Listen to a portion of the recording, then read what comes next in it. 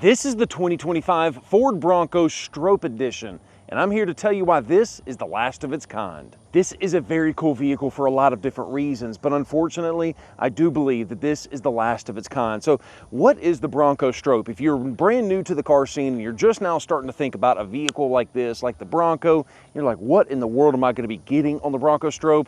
Well, I'm going to go through it and do a deep dive with you on exactly what you get when you pick up this special edition Ford Bronco. Where did it start? It's actually a heritage type of a vehicle. So years ago, Ford Motor Company had the Bronco, and there was a guy with the last name, I think his name is Bill Stroppe. I'm not sure on the first name, but he basically customized the first of the Ford Broncos, and it was such a massive hit that Ford decided to come back out with it for 2025. So what are they doing with the 2025 model that's different than all of the other Broncos out there? Well, first thing you notice is that you start out life with a two-door. Now that's not by itself completely unique. Ford offers a two-door, but there is one special thing about this particular two-door that you can't get in any other ones. That's coming a little bit later in the video.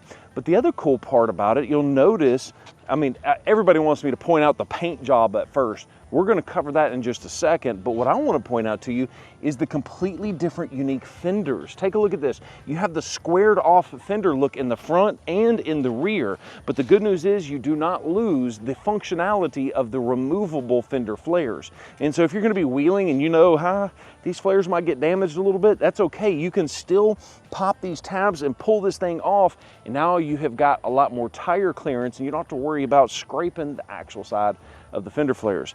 Now, the next thing I want to talk to you about is the paint. This is pretty obvious.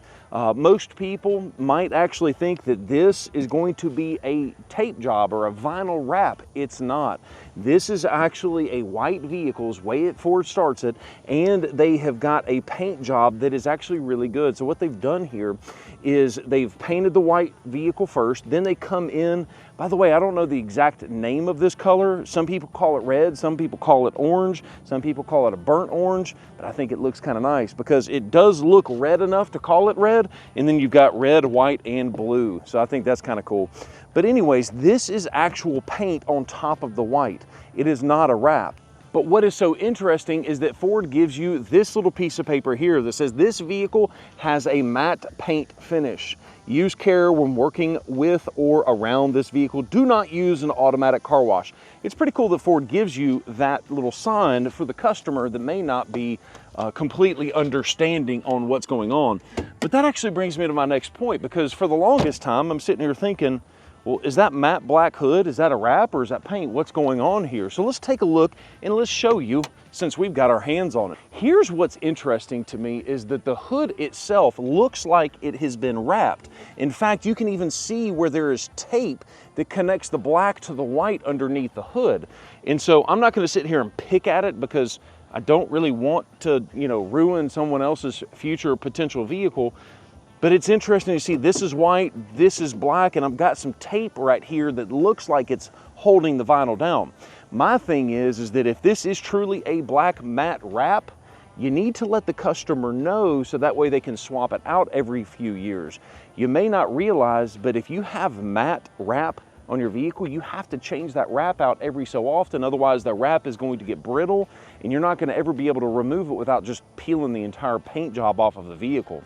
But since we're underneath the hood, I want to talk about the next most important thing about the Bronco Stroppe and why this is kind of the last of the Mohicans, if you will, the last of its kind, is the engine right here. This is a 2.7 liter V6 EcoBoost engine, a very stout little motor that makes a lot of horsepower and torque. But the problem is this is the only way to get a 2.7 liter in a two-door Bronco for 2025. It's kind of strange that Ford put this limitation on us because in previous model years, you could get the 2.7 liter with a two-door, but it is interesting to see that they are limiting it now to only and specifically the Stroppe edition, which I don't like that. I like options. But now we're at the front end of the vehicle, let's kind of get back to the paint job, and what makes this specific vehicle so unique is you'll see that the grille is matching the rest of the vehicle. I will tell you that sometimes I am not the world's biggest fan of some of the crazy different color combinations that Ford puts out there. But I will say the Bronco Stroppe is one of those few situations that I actually like the multiple color combinations. You've got the white grille, you've got the orange badging inside the Bronco, and that matches the orange or red. It's interchangeable, however you want to look at it, as well on the bottom side, as well as the tow hooks here. Now, because this is a specialty edition Bronco, you do get all of the options automatically. So you've got the modular front bumper, you've got your sensors located up front, so that way you've got parking sensors, and also you've got your 360-degree camera system located right here. Basically, if you get the Stroppe, you basically are just gonna get it the way you get it. It's gonna be completely maxed out options-wise from the factory. Now let's talk about wheels, tires, and suspension. Right out of the gate, the Bronco Stroppe comes with the Sasquatch package, but not just any old Sasquatch package, one with the Fox coilovers upgraded. Now, we have done a dedicated video that breaks down all of the versions of the Ford Bronco suspension. And if you want a full breakdown of that, you can click right there or down in the description and it'll take you to that video. But do that after this one's up, because I'm gonna cover a pretty decent amount of it right now. But the Sasquatch package comes standard automatically on the Stroppe. As I mentioned to you, everything is pretty much standard. You get the thing the way you get it, which is kind of nice. It's expensive, but still it's nice. But the Sasquatch package comes with the upgraded 35-inch Goodyear tires. The cool part is there's a different compound, a different tread, and it's supposed to last a little bit longer, supposed to be a little bit quieter, but I've not experienced these yet myself. But anyways, all of this is wrapped around a set of beadlock capable wheels, which are really, really nice because beadlocks are not DOT approved in all 50 states. In fact, I don't even think they're legal at all. But if you do decide to off-road this thing really, really well and you want to turn this wheel into a beadlock, the first thing you need to do is go to Ford Accessories, and you can actually buy the Ford Performance Beadlock Ring Kit, which basically gives you the ability to now take the vehicle to a tire shop. They flip the tire bead to the outside of the wheel, and then they install the beadlock on top of that. But please, please, please, if you're not going to be wheeling this vehicle, do not install the beadlocks, because most people don't realize you constantly have to retorque these wheels, these bolts, and if you don't, you're going to be running yourself at pretty high risk for accidents and things like that. But back to the suspension system, this is going to be the most beefed up suspension system you can get without actually getting a Bronco Raptor. Which, as funny as this is this is the closest thing you're going to get to a Bronco Raptor, but for a two-door. So if you want a two-door, but you also wanted a Bronco Raptor, this might be your option. Now, the suspension itself is going to be a Fox coilover suspension system, which is upgraded from the traditional Bilstein front suspension system and rear suspension on a normal Sasquatch. So the way it works is you have a normal suspension, Sasquatch, then you have this, the Sasquatch with the Fox coilovers. So it's pretty nice that Ford gives you the ability to do this. But also up front, because this is a limited edition, because it's completely maxed out, you also get the stabilizer bar disconnect. Now let's take a look at this area right here. This is going to be the step bar that comes from the factory. Now this is a two-pronged approach, and it's completely modular, just like the rest of the Bronco. So you'll notice you've got your traditional step located right here. This is a Bronco Raptor-esque type of a step, and I like it because, you know, I'm 6'3", and so it's a little easier for me to get in and out of the vehicle, but if you're vertically challenged, it's nice to have that extra little step to get in and out of the vehicle. But if you're gonna go off-roading, just like you can pull those fender flares off, you can pull the step off with these 4 bolts located right there. Then you've got a functional rock slider up and underneath it. So it's really, really nice to have the ability to flex between those two different options. So I think the running board's an absolute win. Now, a fun fact for you, if you've ever priced these at a parts dealer or Ford dealership in their parts department, these things are obscenely expensive. So if you're considering a Bronco that's not the Stroppe, because keep in mind it comes standard with the Stroppe, but let's say if you want a Badlands and you want to add these after the fact, brother, you want to get that stuff from the factory because it is a lot more expensive after the fact. Take a look at this. It's actually a sticker. It's going to be the Stroppe logo right here, as well as the Bronco logo back here. Now this sticker actually gets you an extra 5 horsepower, so you don't want to remove that.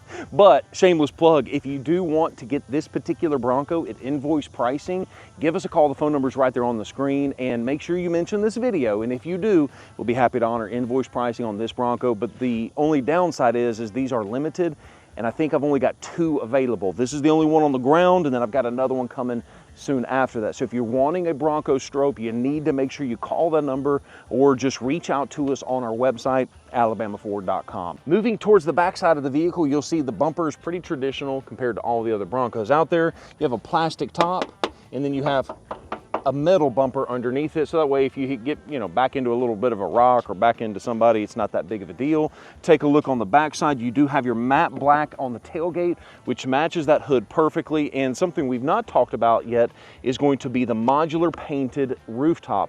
Now, all two doors are going to come with a hard top in general. They don't come with a soft top. But it is interesting to see, once again, standard equipment for this vehicle. You do get a painted blue hardtop, which looks absolutely fantastic. Although I will say that I am team soft top all the way, just because I'm in my midlife crisis era and I like to go topless as fast as I can and quickly as I can. No, God, please, no! One thing that I don't like about the two-door, hey, floor mats. But one thing that I don't like about the two-door, believe it or not, is you don't have as much cargo space in the back. Yes, you do have limited space in the second row, but you also don't have as much cargo space in the back compared to a four-door. So if cargo space is important to you, the Stroppe may not be an option for you, because the Stroppe is the only way, you can only get it in a two-door. So that's your only way to get this vehicle configured. But everything else is pretty standard. Now, I'm not going to cover all of the details, but there are some small upgrades from 24 to 25 in the back, like extra cargo lights, you have extra power points, things like that. So we're not going to dive into that, but I do want to show you some key upgrades on the inside of the vehicle. And to show you what I mean about the interior space being limited, let's show you what it looks like to get into that back seat. So you pull this lever forward and the vehicle seat slides forward. This is as far as it goes. And once again, I'm 6'3", so this is going to be a very, all right. Okay, all right. So not so bad. Not so bad. Once you're back here, it's okay. Except for the fact that I'm sweating like crazy, but you've got enough leg room. You could make this whole thing work, but the downside that most people don't realize is that a four-door Bronco is a five-seater. And this two-door won't work for me because I've got 3 kids and it's a four-seater. So it would work for me, but I'd have to put one of them in the cargo space or, strap them to the roof, and I don't think my youngest son would appreciate that. But that is a key difference, and the reason for that is because these seats now are seated in between the wheel wells. When you have the four-door, the seats are able to be positioned outside of the wheel wells, which gives you more space vertically or horizontally. I'm from Alabama, leave me alone, but you have more space side to side to actually have more of that third row seat in the middle. So if you have to have 5 people in your vehicle at any point in time, the two-door Bronco is not for you. On the inside of the Bronco Stroppe, you do have some meaningful updates that make it look a lot nicer than a traditional Bronco. First up, look at the dash. It is upgraded, and although it's not soft touch, it looks like it, and it looks very nice. You have the double stitching all the way through, and the color of the stitch matches that red/orange on the outside perfectly. Then you have the white dashboard with the Bronco lettering to match. So they did a great job of matching the color combination on the inside. You'll also notice that the vents here are solid black. I actually think this is the right decision, is if you put the orange or the red on here, it might have been a little bit too much. But you do have some more orange accents located right here and also on the goat modes. Now, the other cool thing about the Bronco Stroppe is that you do have a specific and special edition badge located right here where it actually says that you have the Stroppe edition, because this is, at the end of the day, a limited version of the Ford Bronco. But you'll also notice that this center console looks a little bit different from this version compared to the 2025 four-door. Why do I say that? Well, number one, you have a 2-tray system in the four-door, but you only have a single tray here. Now, your cup holder is in a relatively similar place. Your goat modes are in a similar place, but you only have, 2 windows here. But all of this to say that in the back seat of the Stroppe, there are no air conditioner vents built into the center console in the rear. And so it's something you need to be aware of, that if you have to have a Bronco with air conditioner vents in the center console, you have to go with the four-door, which means automatically you can't pick up a Stroppe. to dive into a few more of the off-road features, let's take a closer look at the GOAT modes. Now, if you don't know, that stands for goes over any terrain. And the idea there is if you're new to off-roading, you can switch and spin this dial, and you can go from everything from a normal, balanced, everyday driving to slippery. You have eco mode for fuel-efficient driving, sand, which is loose, dry sand. You also have mud and ruts. You have Baja, and you also have rock crawl. And so if you don't know what you're doing, you can simply just spin it and tell the system, hey, this is what I'm doing, and it will map everything out for you, including transmission shift points. And so there are some benefits to using the GOAT modes, even if you're a seasoned off-road driver. But let's say that you're kind of like me and you say, you know what, I'm old school, I want to manually control everything. I put it back into normal mode, so that way it goes back into 2 high. But if you wanted to, you can go to 4A. That is an all-wheel drive mode, which is designed for driving on the road. You definitely are wanting to use that mode if you're trying to drive on streets. I see so many people that come in here and accidentally hit 4 high and then try and drive around on the street, and then they hear everything binding up. That's a great way to grenade your transfer case. So do not drive on 4H on a road. 4H and 4L are designed for off-road only. You have the 2 high and 4A, which is designed specifically for on-road situations, although the 4A could be used off-road if that's something you want to do. You also have this button located right here, which is going to be your trail control. It's basically like a one-pedal drive system for off-roading, so that way you can maintain a specific speed. It's like a cruise control mixed in with a one-pedal drive from an EV.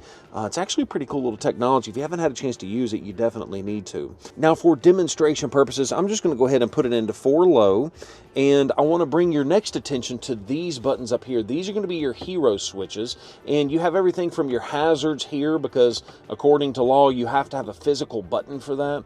You also have your traction control on and off. Fun fact for you, even if you turn the traction control off, you still have some nannies. So if you want to take it all the way off, make sure your traction control is off and then click and hold it.